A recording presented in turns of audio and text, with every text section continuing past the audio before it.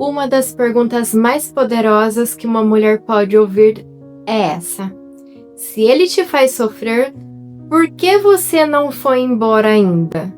Mas o que quase ninguém entende é que sair de um relacionamento assim nem sempre é uma escolha simples. Às vezes, o que prende uma mulher ali não é o amor. Meu nome é Fernanda Arruda e eu sou a autora do livro Quando o Amor Machuca. E nesse canal a gente fala sobre aquilo que muitas mulheres vivem, mas nem sempre conseguem explicar. Hoje eu quero conversar com você sobre algo que quase ninguém explica direito. Porque muitas mulheres continuam em um relacionamento em que faz elas sofrerem, mesmo quando sabem que aquilo não está fazendo bem. E talvez, ao entender isso, você comece a olhar para a sua própria história com muito mais clareza. Existe uma ideia muito comum de que quando alguém sofre em um relacionamento, basta tomar uma decisão e sair. Mas a realidade emocional é muito mais complexa do que isso, porque relacionamentos difíceis raramente são apenas dor. Eles também são feitos de momentos bons. E esses momentos bons criam algo muito poderoso: esperança. Imagine uma situação que muitas mulheres já viveram durante dias ou semanas. O relacionamento parece pesado. Existem discussões, silêncios, frieza. Mas então, acontece um momento diferente. Ele aparece carinhoso, faz um gesto bonito, diz algo que faz você lembrar da pessoa por quem você se apaixonou. E nesse instante surge um pensamento muito forte: talvez agora seja diferente. Esse ciclo de dor e esperança cria um vínculo emocional muito profundo. E é por isso que sair não é apenas uma decisão racional, e também uma batalha emocional. Outro ponto que muitas pessoas não perceberam é que, com o tempo, algumas mulheres começam a duvidar de si mesmas.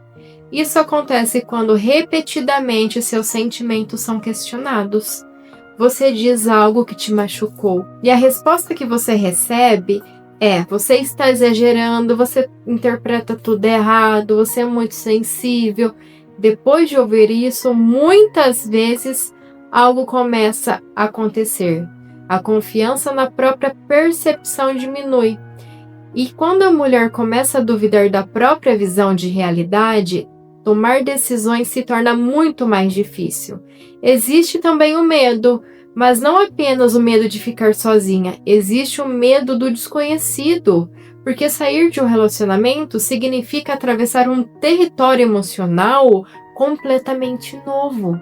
Significa enfrentar perguntas difíceis, como reconstruir a própria vida, como lidar com o vazio, como explicar para as pessoas. E muitas vezes permanecer parece emocionalmente menos assustador do que enfrentar tudo isso. Mas talvez existe algo ainda muito mais profundo. Muitas mulheres investiram anos naquele relacionamento, construíram sonhos, planos, histórias. Elas acreditam naquele futuro, e abandonar aquilo pode dar a sensação de que tudo foi em vão. Eu lembro de uma reflexão que mudou muito a forma como eu enxergava essas situações. Às vezes, não é o relacionamento que prende uma mulher, é a história que ela construiu dentro dele. A história da família, o que ela imaginou, a história do amor que ela acreditou que ainda poderia existir. E quando existe essa história, ir embora parece também abandonar uma parte de si mesma. Mas existe uma coisa muito importante que quase ninguém fala: ficar também tem um preço. E às vezes esse preço é silencioso. É a perda da própria alegria, da espontaneidade, da leveza de ser quem você é.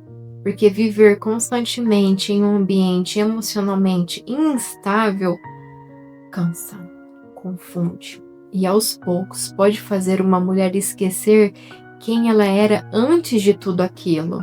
E talvez quando você escutar este vídeo, alguma pergunta esteja surgindo aí dentro de você. Não é sobre ele, mas sobre você. sobre o que você tem sentido dentro dessa relação. Porque muitas vezes a resposta não parece assim de repente.